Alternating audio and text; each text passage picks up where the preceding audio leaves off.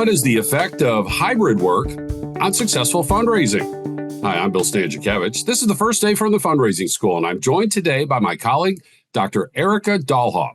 Erica is the Associate Director of Research at the Lake Institute on Faith and Giving, which, like the fundraising school, is housed within the Indiana University Lilly Family School of Philanthropy. And Erica, thanks so much for being with us on the Fundraising Schools podcast. Thank you so much, Bill, for inviting me to be here. Okay, so you are a sociologist. You study connections between religion and giving. What led you to this topic about hybrid work and fundraising? Well, that's a great question. As part of my PhD research, I focused on organizations, and among the organizations I looked at were nonprofits. So, of course, questions of philanthropy and fundraising sometimes come up in nonprofits, and I really got an opportunity to delve into this in about 2022. A fundraiser that I know, who also happens to be my older sister, was attending the Johns Hopkins Medical Philanthropy Institute, and a major question there was about staffing and hybrid work. And so Elizabeth Dollhopf Brown, my sister, along with another researcher and fundraiser, Karen Ed.D, we decided to see if we could actually collect data to help us understand whether there was an impact of hybrid work on fundraising outcomes. And one of the reasons this was particularly appealing to me as a sociologist, and particularly a quantitative sociologist, is that in fundraising, there's actually measurable work outcomes that we can compare pretty readily across different offices. So for this particular study, we looked at contacts, solicitations, closes, and dollars raised. So you saw a ripe opportunity to look at some data and have some findings. And I can tell you, we teach a course on leadership at the fundraising school, and we have a module that includes talking about hybrid and remote work. And Erica, I can tell you, and you won't be surprised, the participants just take over the class in questions, comments, experiences, concerns when we get to this topic of hybrid and remote learning. And mainly they're in favor of it, thinking they still can do their jobs. So it is a ripe topic right now. What did your research find? Yes. So what we looked at are what someone's office policies were. So first of all, were people required to be in the office, or do they have a choice about being in the office? And second of all, on average, how many days a week the office or staff needed to be in the office?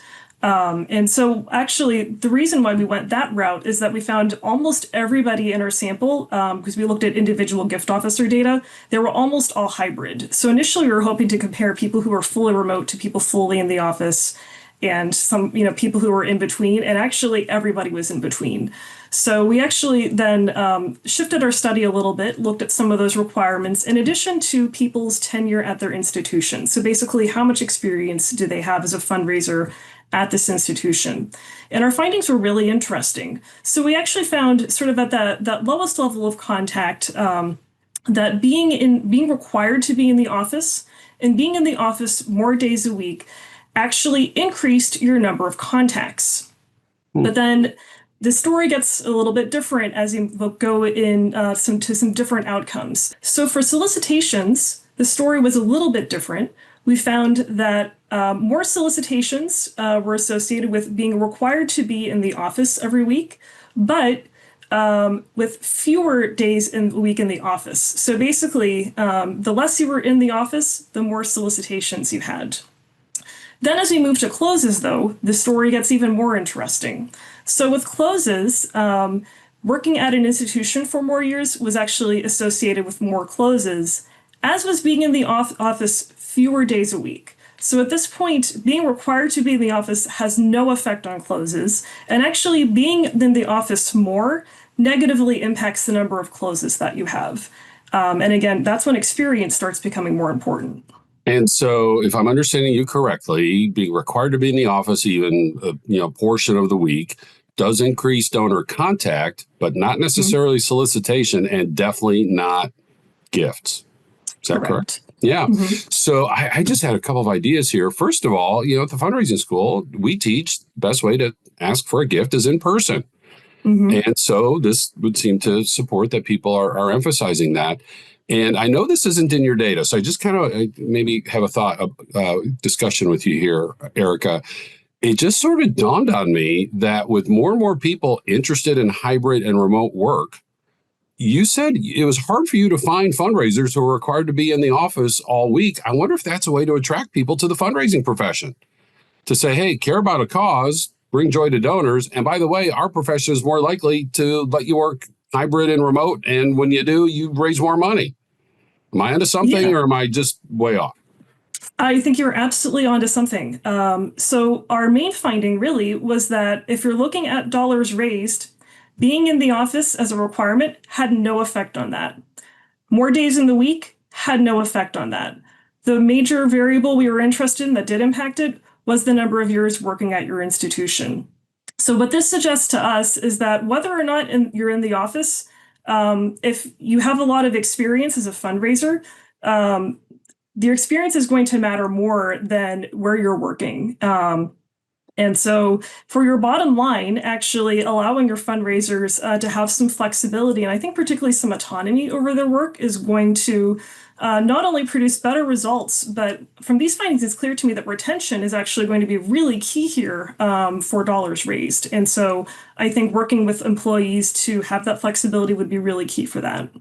I want to feed off that word retention. I saw a study this year in the Harvard Business Review that interviewed people who have hybrid or fully remote work. And they said, if your employer says you now have to come in full time, are you going to quit? And a little less than half of people overall said yes. But here's what jumped out to me. The demographics most likely to say, yes, I'm going to quit, identified as women in the age range of 18 to mid 40s. Well, our colleague, Dr. Jen Shaker, notes that the fundraising profession is about 75% female.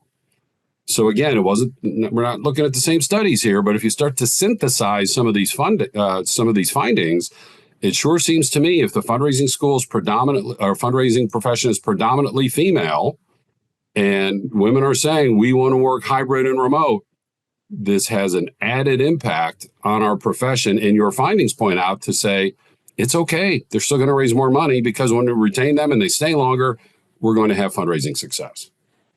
Absolutely. Well, what should fundraisers do with your study? Like, is it them? Can they be making sure their CEO, their board reads this? What can I do with this wonderful information as a fundraiser? That's a great question. I think some of the places where this can be really helpful is advocating for yourself in your role.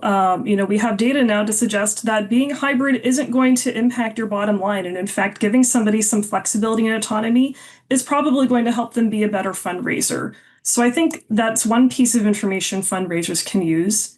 And I think also some of the other pieces that we think are important from this data is that when you're working hybrid, technology really matters. So making sure that your employees have technology that works well, that they're very proficient in Zoom. Increasingly donors are getting more comfortable with having interactions over Zoom or electronically and not necessarily face-to-face. So I think equipping fundraisers to be able to successfully have those interactions and to be able to work hybrid is only going to support them ultimately doing well in their job.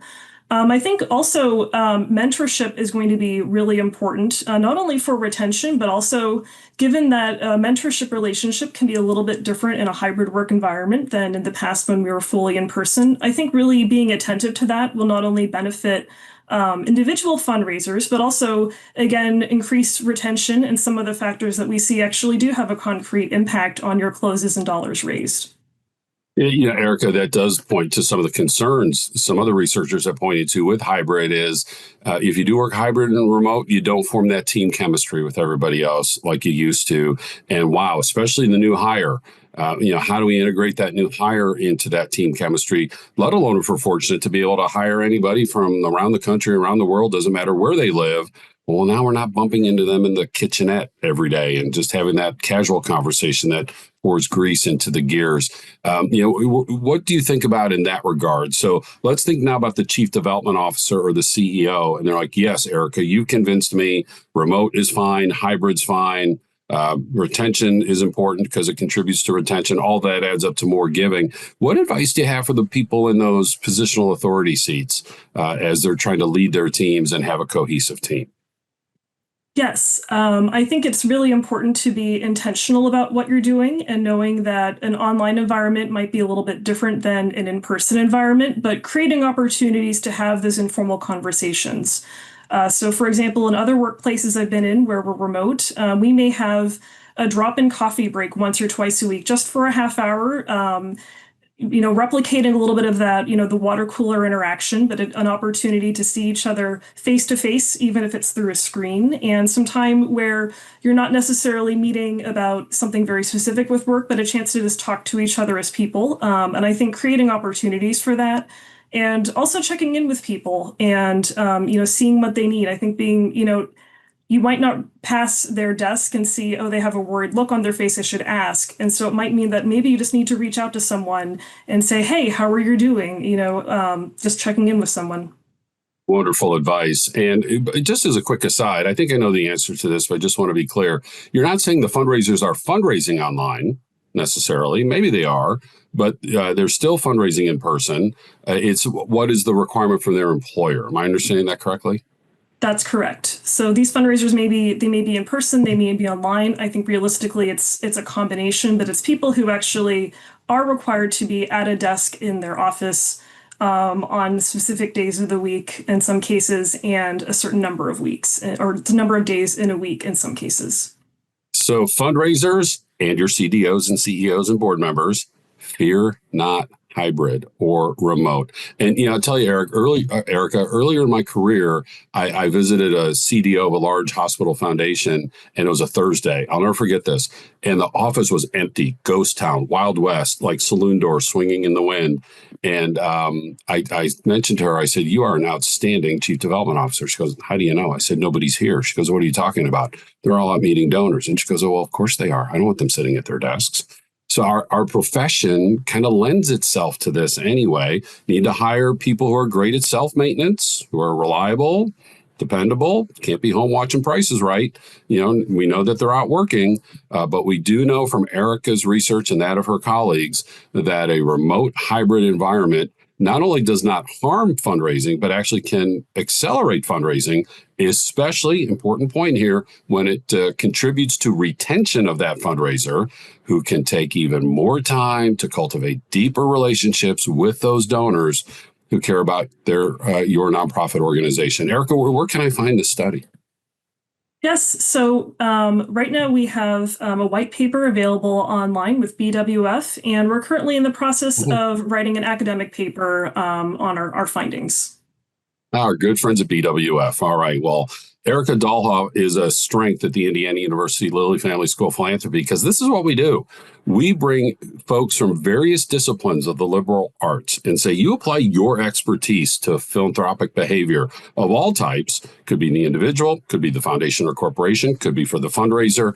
And that feeds into our bachelor's and master's and PhD and professional doctoral program, and as well as our institutes, such as the Lake Institute on Faith and Giving, which you can find on our school's website at go.iu.edu/institutes. And then the pull down bar will take you to the Lake Institute on Faith and Giving. Now, one slot over on that toolbar is the fundraising school, 27 courses leading to 5 different certificates in person in nearly a dozen cities across the United States, online, of course, anywhere around the world, both live and recorded courses. Hey, we can customize training just for you. We'll tailor make a course based on the needs of your nonprofit, your association, your region. We have quarterly webinars and these weekly podcasts, our knowledge gathered in our textbook, Achieving Excellence in Fundraising, which is, by the way, we just learned one of the top textbooks in the philanthropic sector, Achieving Excellence in Fundraising. Make sure you ask for the 5th edition. All this online at go.iu.edu/TFRS. So grateful to my guest, Dr. Erica Dollhopf, in a podcast that's been produced by Jennifer Boffman and Mike Anthony. I'm Bill Stanczykiewicz. Now you are now more fully informed on this first day from the fundraising school.